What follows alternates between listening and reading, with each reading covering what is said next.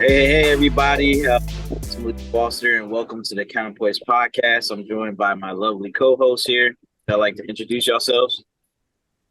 Yeah, I'm Everett Stevenson, one of the co-hosts of the Counterpoise podcast.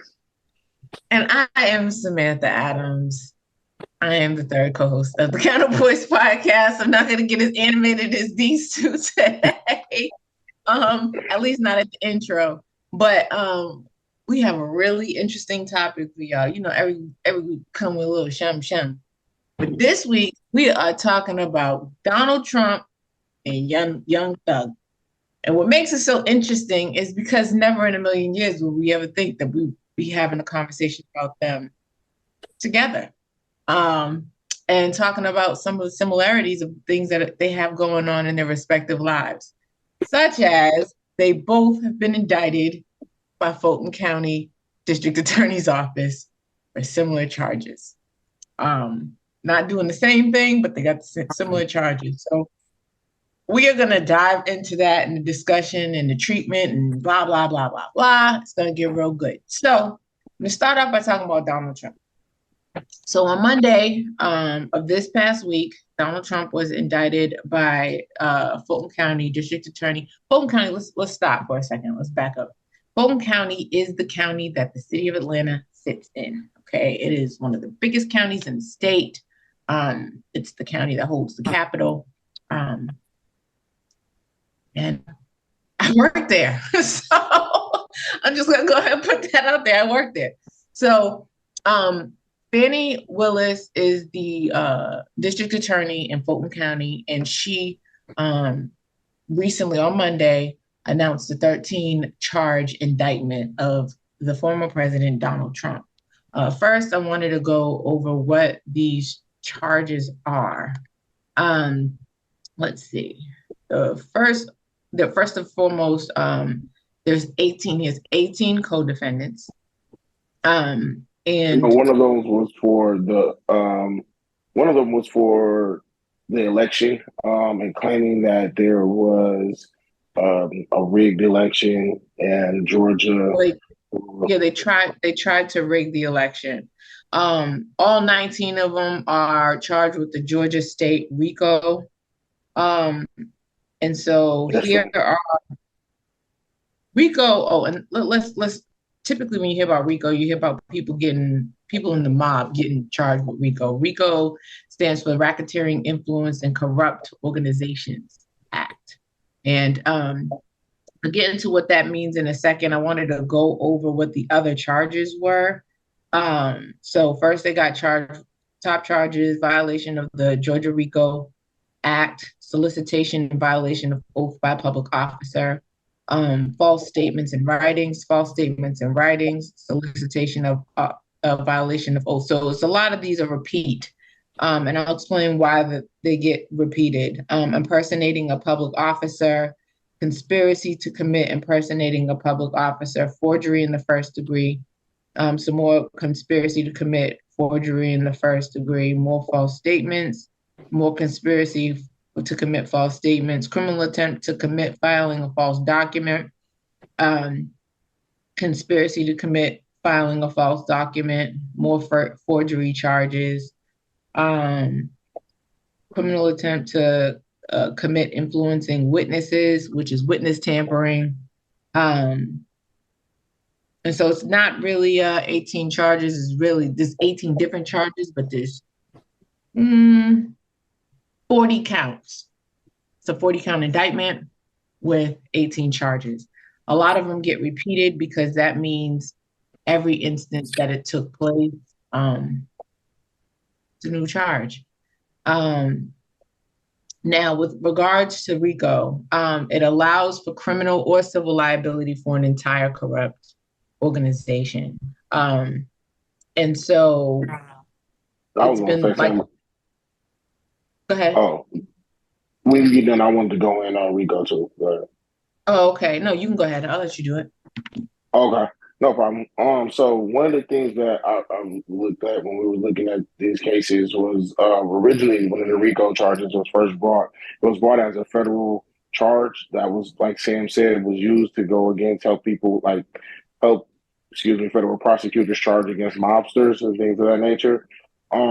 But as we know, like around, I think that was around the 1970s, around 1980s is when the state of Georgia, there codified a law for RICO as well. And in that time frame, Georgia expanded the law to include more crimes than just some of the laws of the federal laws. So one of the things that we saw here is why we can see that how, which we haven't talked about just yet, some of the young thug charges are different than the charges that Donald Trump is getting brought up against, but they're all both being prosecuted under this RICO law. And essentially, what the RICO law was enhanced, like the overview of it was for prosecutors to be able to prosecute against certain individuals who may be higher up, high level, executives who would avoid responsibilities for crimes because they maybe didn't do the crimes directly.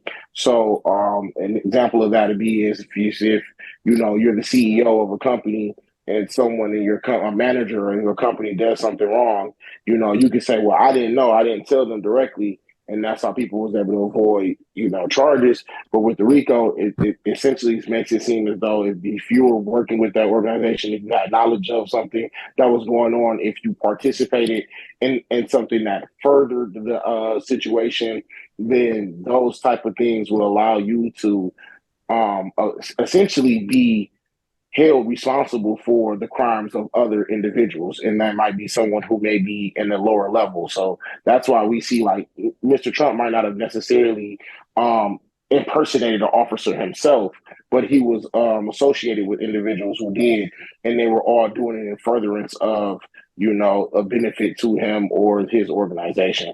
And so that's one that can give a little brief understanding of what RICO is, how it is in the state of Georgia. Again, and again, the prosecutor that Sam has mentioned is one that was very versed in this case. They said that she's used it a lot with dealing with gang members in the state of Georgia as well. There was also a charge that was brought up against the state of Atlanta, the city of Atlanta public schools that she had prosecuted in the RICO charge. So she's very versed in using this law and then combining it with other laws on the books to bring down organizations. And that's all I just wanted to add. Yeah, one of the things I wanted to add, and I'm gonna let Malik talk, is that the RICO Act is an act, and if you violate it, you violate the law. That's the reason why it's a charge. It's not like, hey, you have all these other underlying things. It's the law, and you violated it. So, in the RICO, you guys got to understand the RICO, Georgia State RICO, a violation of the RICO Act carries a 20-year sentence, right? So, aside, yes, there are different underlying charges, right? But as he was just explaining, there's also, if you notice, a bunch of conspiracy charges as well. When you're talking about conspiracy, you have to have more than one person and they're in agreement to do something. There's different ways that you can look at conspiracy. You can look at it like you have somebody in the middle and everybody's a spoke on a wheel, or you can look at it like it's a chain and everybody plays their own part to all complete this conspiracy, to complete the crime. The crime does not have to be completed in order for conspiracy to exist.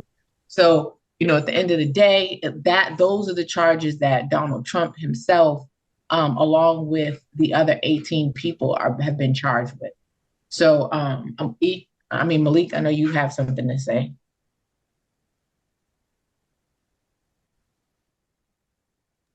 Yeah, sorry, my background's a little loud, a little out of pocket, but yeah. So as my co-host Sam was explaining eloquently about conspiracy, right?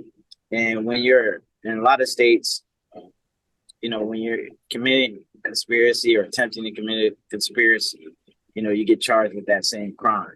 So, like my other co-host was saying, Everett, he was saying that, with the RICO Act, even if you're not directly hands-on with it, you can still be charged under the act because you had some knowledge and some involvement. So it's not like you can say, hey, I didn't do it directly, but if you had some knowledge, control, stuff like that, you can still possibly be charged under that act. So that's something that, a lot of people might not be aware of. So they're wondering, so some people might be wondering how are they able to even bring about some of these charges against former President Donald Trump. So those are some of the reasons why, as some of my co-hosts explained, and as I'm saying to you right now, the reason why they can bring forth such a charge. Also, Donald Trump mentioned even if he is charged, a little on the political side of things, if he is charged under these acts, and if he is sentenced and found guilty, he's still going to run for president. So he said that's not going to stop him, and he's going to pardon himself. So I'm sure that's what he's going to do. But so far, a lot of constitutional experts have said so far, like, I don't know, there's no precedent for it. So I guess technically he can do it. So a lot of legal and constitutional experts say, like, that's something he can do. I for one don't have any knowledge on if he can do that or not, but I kind of lean towards some of what the experts are saying. I don't see any reason why he couldn't do it, but I don't know. There is a huge reason. It's a big flag.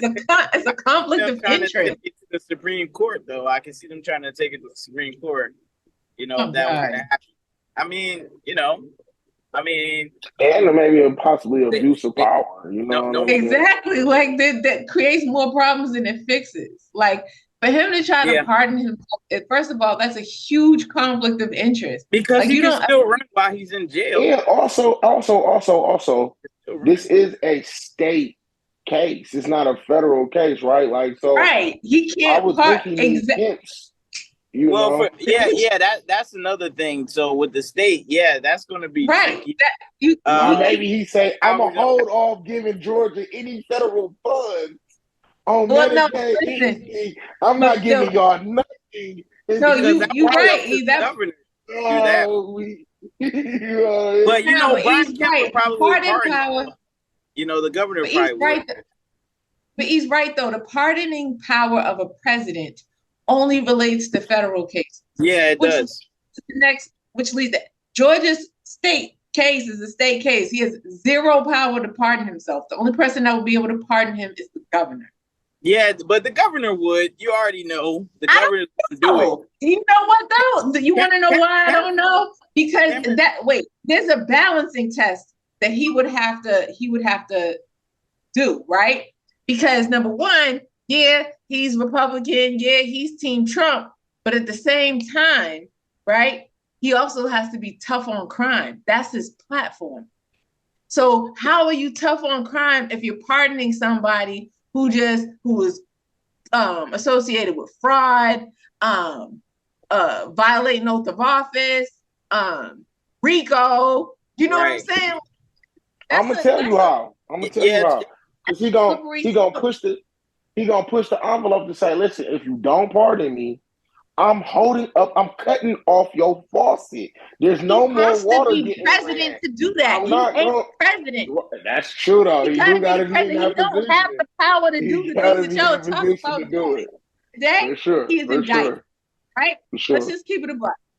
On today, in the month of August 2023, he's indicted in Georgia. Yeah. He's not just indicted in Georgia. Let's just be clear. His first rodeo.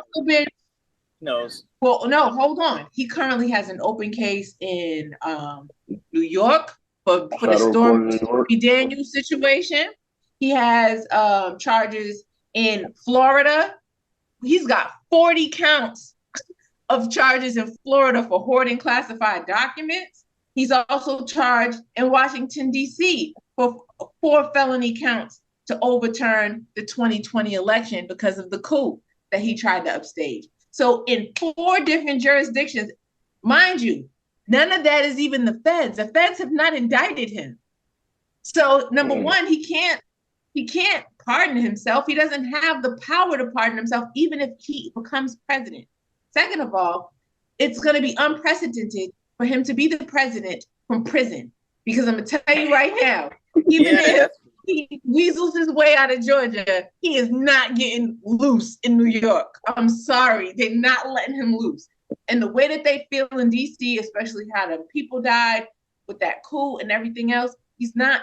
He's got 4 charges, and 4 cases in 4 different states. What you want to know why y'all haven't seen a federal charge yet? Because the feds are waiting to see what happens with these state cases. I'm telling you. But we They're already waiting. know if he okay, let's say hypothetically he wins, right? There's Wins no what? way if he wins the 2024 election, say he wins, right? He becomes president again. There's no way they're gonna just have him sitting in jail doing the presidency. There's no way. That's who. There's no way. First I and can't foremost, see that. I can't see first and that foremost, he has to make it. He has to make it to the election. Malik, he's not. I don't think he's gonna make it to the election. He says he's gonna run from jail. I'm just gonna be honest. I don't think he's gonna. I think he's gonna get prison convicted time. He said in the he's gonna election. run. That's what he said he's gonna do. I He said can that's run what all he wants to. do. He can run all he wants to. He's not gonna make it to the election. I'm telling you. I look. Here's one of the things, right? With regards to Donald Trump, he has to he has to have won the election and been sworn in before he's found guilty. It doesn't necessarily. Georgia just indicted him. They easily can expedite that trial, easily, right? Well, he's going to try to delay it. But the problem, he can try to delay it, but the problem that he has is New York. The case in New York has been building and pending and going since he was still in office. And so it's going to be much harder to delay that case than it would be to delay whatever's going on in DC, Florida, and Georgia. Yeah. So that's why I keep saying, he got a hard time ahead of him. You can't be tough on crime and you over here indicted in 4 different states. Well, speaking of tough on crime and then being indicted, I think that's like a segue that we could talk about as well with his attorney, Rudy Giuliani. And, while looking up some of these cases and different things, there was like talk about how people felt like, Rudy was one of the individuals who used the RICO case early on to try to end mobsters and crime in New York. And now it's like an ironic situation that now he's being charged on one of the same platforms and one of the same crimes that, I'm sorry? I said, yeah, he also has been indicted in Georgia. Right. So now he's, facing charges with the same type of crimes that he was locking other individuals up. And so there are some people that felt like that may be, a poetic justice, if you will, to see like someone who was such a big advocate for, the RICO case, RICO charges and things to be brought up against one. So man, that's tough to see as well. It really, it's rough. It's a crazy, crazy world we're living in, right? Because then, now, one thing I wanted to talk about next was Young Thug. Young Thug was arrested. I don't even know how long his case has been pending. I know they've been trying to pick a jury for 5 months. That's only they've been trying to pick a jury. But he got arrested, it's at least a year ago, right? He was indicted and he had to turn himself in within the end of the week. And he's never been out of jail. He's been in the jail the whole time. He's never got out. He never got a bond. He never got out, right?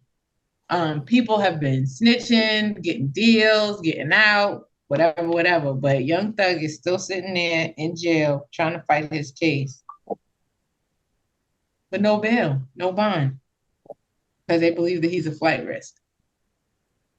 And believe he's dangerous. A Young Thug's case is different because they believe he's the leader of a whole gang. Yeah, I was gonna say a little bit. The differences here is like, okay, there's more drugs and more of typical, gang activity, stuff like that involved, as opposed to, with Donald Trump's situation, you would think this is more like a organized um, situation to just break the law type of situation, not like a gang, street activity, stuff that people would see on TV or like, what media portrays out there as criminal activity, right? So, Yeah, they treat, certain crimes differently than others. I agree. I think Basically, this is the what the second. white collar crime they call it, I believe, Yeah. differently from the other type of crime. So, like, that fraud, that deceit, the money laundering, they treat that differently from if, you're involved in a gang and there's drugs. And of course, race is going to play a factor as well in terms of how you're going to handle it. Because there's always going to be some gangs like those the organized crime, even if it is that white collar crime, is essentially gang activity, especially those Ponzi schemes. And when a lot of people are involved with money, I know this doesn't relate to Donald Trump at all. Well, it could potentially. We'll see. Okay. Let me stop myself. But I know that's not necessarily the main thing in his case. The main thing is the elections and the interference when it comes to Georgia and him holding classified documents. So that's like different, but uh, it's still similar premise of, a lot of co-conspirators, people trying to do a lot of illegal activity together in an organized way. So I just wanted to point some of that out. And I'll let y'all kind of talk because it's a little noise coming up on my background here. No, I So think you're Thug, spot on with that. I'm yeah, you sorry. were. Thug is charged with him and 28 people are charged with RICO along with other charges. There are actually 65 charges. Yeah, it's a lot. Yeah, Possession of like drugs. Thug himself has 8 charges. He's charged with possession of marijuana with the intent to distribute, possession of codeine with the intent to distribute, possession of cocaine, possession of a firearm, possession of a machine gun. Because they believe he's the leader of the gang, right? Let me see. Two different counts of participation in criminal street gang activity, also along with RICO. And so, yes, the underlying charges are different, but the top charge is the same. Both are charged with the State RICO Act, violating the State RICO Act. And so, what's interesting, the reason why I brought up the fact that Thug was indicted on a Monday and had to turn himself in on Friday is because, typically speaking, whenever a person is indicted in Georgia and Fulton County on a Monday, because that's typically when the indictments go out, they have to be and a grand. Let's also be clear about Donald Trump. A grand jury indicted him. It wasn't just court. The individual prosecutor or something like that. Yeah, like a grand jury. That means there were people there that said, "Yep, I think there's enough to go ahead and move forward." That's pretty much what a grand jury does. You call a panel of grand jurors who never know who they are because they are completely anonymous. The state presents evidence to them to find out whether or not they believe there's enough. They say yes or no, and they said yes. So that was how they got the indictment with Donald Trump. And so with regards to Thug, I can't remember if they gathered a grand jury for him. But what I do know is he had to turn himself in on Friday. Donald Trump was indicted on Monday with a bunch of other people.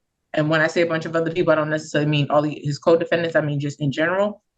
Anybody else that got indicted that day had to turn themselves in by yesterday. Donald Trump does not have to turn himself in until Friday next week. So that right there is already one special privilege that Donald Trump has already received from Fulton County. And so I think it's important to go ahead and highlight that because just because he's Donald Trump, he's already receiving certain forms of special treatment. Right.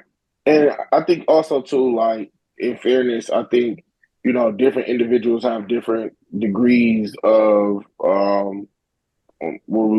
affairs that they may have to kind of have arranged in order for, them to be able to give themselves up and not necessarily cause more harm to their day-to-day life or whatever else that they have going on. So, with respect to that, I guess I can understand, it taking a little bit longer, but at the same time, it's like, nah, hey, call your attorney, get everything worked out, just like Joe Smo down the street would have to do, you know what I mean, if he was indicted. But yeah, I think they're probably looking at everything like, yeah, you got so much stuff going on everywhere else. You know what I mean? Like, let them know that you're gonna be down here in Georgia. You know what I'm saying? And locked up for a little minute, so they're gonna have to contact you here. Um, but in addition to the stuff that you were saying, I definitely think that one of the things, the reasons that we're seeing this go on, and another thing that we definitely had to talk about as well with these RICO cases is the time, right? You mentioned it a little bit earlier, Sam. I think you guys both eloquently kind of touched on the fact that there's different ranges in the cases. Like white collar crime, whereas the other one has a little element of not just street violence, but with an element of violence in it as well. And so that's another determining factor that I think that also plays a role into, if a person is able to be released, such as, why Young Thug has maybe been denied so many times because of the severity of the type of charges that I guess individuals feel like he was associated with the individuals that they have brought these charges with. I mean, charges against. But I also wanted to say, um, with the RICO cases in general, that they are generally a long time. I think they talked about how, even just trying to find a jury to sit for these cases, to sit for a trial, because it's not like you're going to just sit for Donald's case. You're sitting for all of the individuals' cases that are being charged with these crimes. And so I feel like they're asking people to kind of be available for, 5, 6, 7, 8 months, plus for different individuals to be able to go ahead, and you have like all of these different defendants. So everyone has to have their due course and justice and being able to say if they elect a juror to be there or not, if they don't want that juror to be on, the trial. And that takes time. Everybody's lawyers have their own strategies and individuals that they may feel comfortable having on the juror. You get a select amount of people that you can just kind of, just for some of the background purposes, So when you're doing voir dire process. Oh, you want to go into it? I do. Typically Okay. speaking, the voir dire is jury selection. Okay. And typically speaking, when you go into that process of picking a jury, it can take a while. Misdemeanors, we can normally pick a jury in before lunch, right? Normally takes a couple hours. Typically, that can happen in a criminal case as well. I mean, in a felony case as well. It may even take a day. The longest it's ever taken for me to pick a jury is probably a day and a half, right? But for Young Thug specifically, just his case, it has taken 5 months to pick a jury, and they still haven't picked. So, that in and of itself is an issue. Like, it's taking a very long time. And so one of the problems with picking a jury in Young Thug's case is, okay, you could potentially change the venue, go out to a different place, kind of like how they did with the McMichaels, the men that killed, what's his name? What's the guy's name? Why am I drawing a blank? I'm looking at his face in my head. The guy who was running. Oh. In Brentwood. Oh, Ahmaud Arbery, right. Yeah. Right. So they did a change of venue there. They had attorneys from a different county come and prosecute that case or whatever. You could do that, right? But the problem you run into with doing a change of venue in a state like Georgia is where you have all these crimes that are allegedly committed inside of a very diverse area, but then everything outside that area is not diverse. So are you really going to have a jury of your peers if you move it outside, right? So I think that may also be a problem that Donald Trump may run into, because. Yeah, I was just gonna ask you that, Sam. Like, would you think, like, in your experience, do you think like it's gonna take a while to actually find a jury to sit for his state cases? No, I don't. The problem that Donald Trump will have is he will make telling you now, he's gonna, because everybody's always up to get against him, and he probably is already calling Fannie Willis a nasty woman or whatever he called Hillary, right? If he's able to get those cases moved to a different area, that's what he wants. He wants that. Because Georgia is for the most part, a Republican state, right? And so he wants the people that look like him. He wants his fan base on the jury. That's what he wants. And so the fight is to get them to not move it. One of the reasons why I said he has an issue with that is because when you look at Young Thug's case and you see it's been 5 months and they still haven't picked a jury, it's going to be, I think that they may have an easier time picking a jury in Donald Trump's case than they do with Young Thug. I think the reason why there's such a hard time with picking a jury in Young Thug's case has more so to do with the violence. You see what I'm saying? The alleged violence that he's accused of, and the fact that he's allegedly the leader of a gang. And so these people may have fear. Whereas with Donald Trump, it's different, right? There's no allegation of violence when it comes to Donald Trump. There's allegations of money laundering and fraud, and you know what I'm saying? So that aspect of danger, some people may feel like, oh yeah, he has the means and the ability to cause me harm. You know what I'm saying? Because he's a former president and people watch a lot of movies, things like that. Doesn't mean that it's not possible. Doesn't mean that he doesn't have the ability to do it and has not done it. Nobody's ever charged him or been able to prove anything like that. So we're not going to make those types of accusations. But at the same time, when you're just looking at comparing the two cases themselves, one is where, with Thug, he's charged with killing people for drug money, whereas within the confines of his gang, right? Whereas Donald Trump is charged with rigging an election, fraud, pretending to be somebody not, you know what I'm saying? Just trying to get people to do what he wants them to do, trying to manipulate and impose his will so that he can win the election.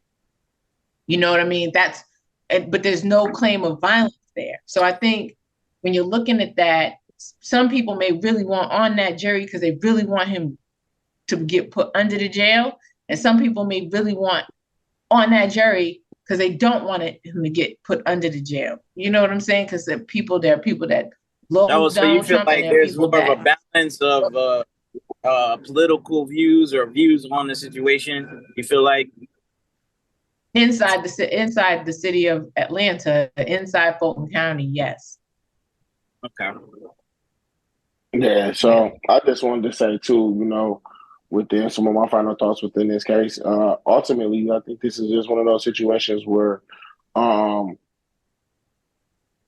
for those who may be watching it, you have to be mindful of the company you keep in a sense, right? Because things that you may be doing, can also be tied to others in association with what you have going on. So kind of know what you're doing and why you're doing it and your purpose behind it. Because following along or just getting along or doing what you feel like might be, the thing can lend you in these type of situations. I'm sure there's some people who are just, doing or following orders, if you will, on the Trump side of the game, where it looked like, hey, okay, I'm just helping out, or you know what I'm saying. I know, knowing dang well, like maybe the person impersonating the officer, you definitely knew that was something wrong. But if someone else may be, passing along documents, thinking that they're doing the right thing and not realizing that, know that you're doing it for the wrong reasons. So I think, being mindful of the things that you got going on and knowing where you stand, knowing what the law is and knowing what you should do, because as we all know, ignorance of the law is no defense. So, people have to be able to know exactly what they got going on and what they're getting themselves into. I think also too, you guys made an interesting point that it would be very interesting to see exactly how these cases develops for Trump in comparison to seeing how it's being dragged along with the Young Thug trial. Definitely watching that. We're going to be looking at that a little bit more closely with a close eye as well. And so that's all I have to say on that. Yeah, I was just gonna say, when it comes to both of these cases, I think we have the legal name. Sorry, there's a plane coming. by. There's the All right, legal. I'll go ahead and let the plane go by. Okay, Malik, and I'll let you close it out. All So, right, yeah, number one, number one, I think as far as solutions are concerned, I think that um people just have to be more open-minded when you're talking about these cases because a lot of details and things are getting ready to come about and pop up. With regards to the disparities, I do believe that everybody should be treated the same. If you're being charged with a crime and that crime holds the same amount of time, then treat everybody the same. Don't go rushing in to go get Thug and then giving Donald Trump leeway, right? You got to treat them with the same. And mind you, yes, they're both public figures, but I also want to see. I would like to see our system treat them the same way that they treat Bob and Ray Ray. Do you see what I'm saying? Like, treat them the same way. And don't treat Bob and Ray Ray different from each other either. You're talking about racial disparities. We're not just talking about just, in sentencing, also too in treatment, right? Because here we are, you have two public figures, although they have different crimes, but they have the same, one of their charges, their top charge is the exact same in the same county by the same district attorney.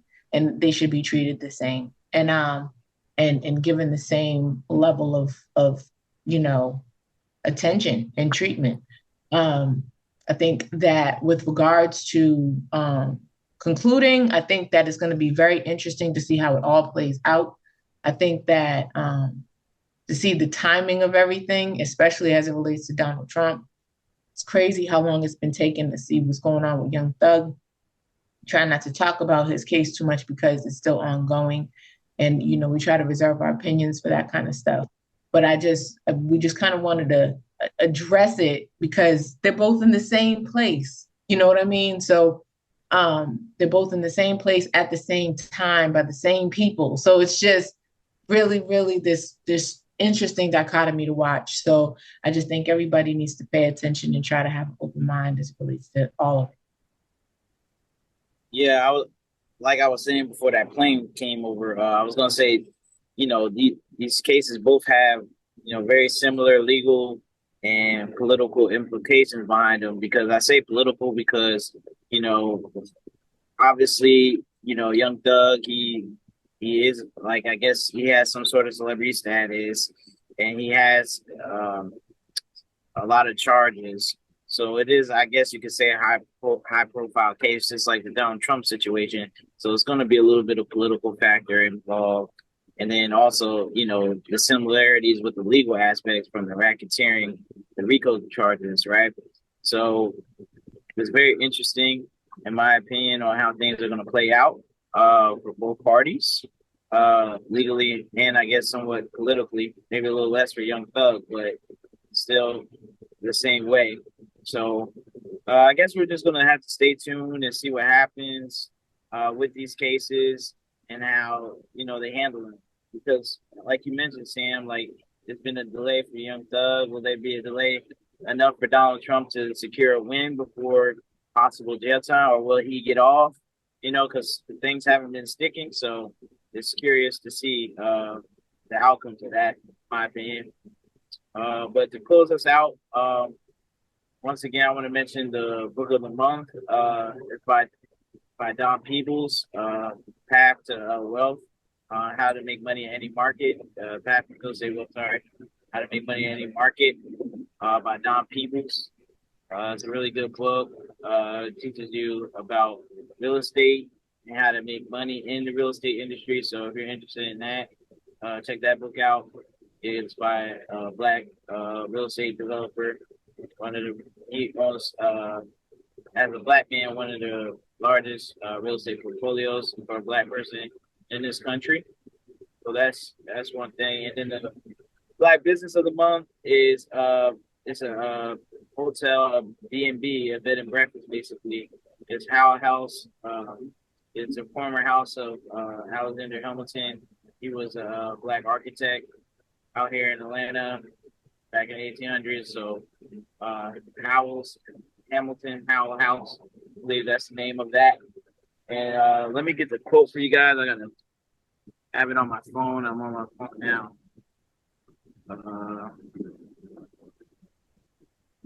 So if you don't encounter setbacks in your career, if you don't have any doubts and disappointments, let me tell you, you're not dreaming big enough. So I just I just I wanted to say that quote. Oh, about the quote by Michael Bloomberg. I wanted to put that quote out there because just to keep people motivated. Like, hey, if you experience setbacks or anything that's going on, this even could be motivation for Donald Trump and Young Thug. These charges could be setbacks, but who knows? It could be a greater comeback for them. Anybody who's done something wrong, or if you did or accused of done something wrong, these could just be minor setbacks for a greater comeback. So just try to stay positive, even if you did do something wrong or if you didn't do anything wrong. Either way it goes, try to stay positive and keep pushing towards your dreams and aspirations. So with that being said, I would like to close us out. Thank you guys for watching the Counterpoints podcast. Make sure you like, share, subscribe. I know a lot of our viewers aren't subscribing. Subscribe, hit that subscribe button. We're trying to get to 500 subs soon. I know we're 100 and something. So you guys help us with our journey. We've been on a journey for a little while now, so we appreciate that assistance. Y'all guys want to say anything else? I appreciate everybody, and we catch y'all on the next one. The only thing I want to say is make sure you tap in with us every Wednesday at 8:30 right there on Instagram. You can follow us on Instagram as well. If you guys have any topics that you'd like for us to talk about, or if you'd like to be on the show, please feel free to go ahead and get with us. You can DM us, whether it be on any of our social media pages. All those socials are going to be posted right here at the end, or even in the comments right there on YouTube. So we look forward to hearing from you guys. And again, make sure you tap in with us our What's Up Wednesday segment on this Wednesday. So we will see y'all later. You guys have a great week. Be safe and be good to one another. All right, guys.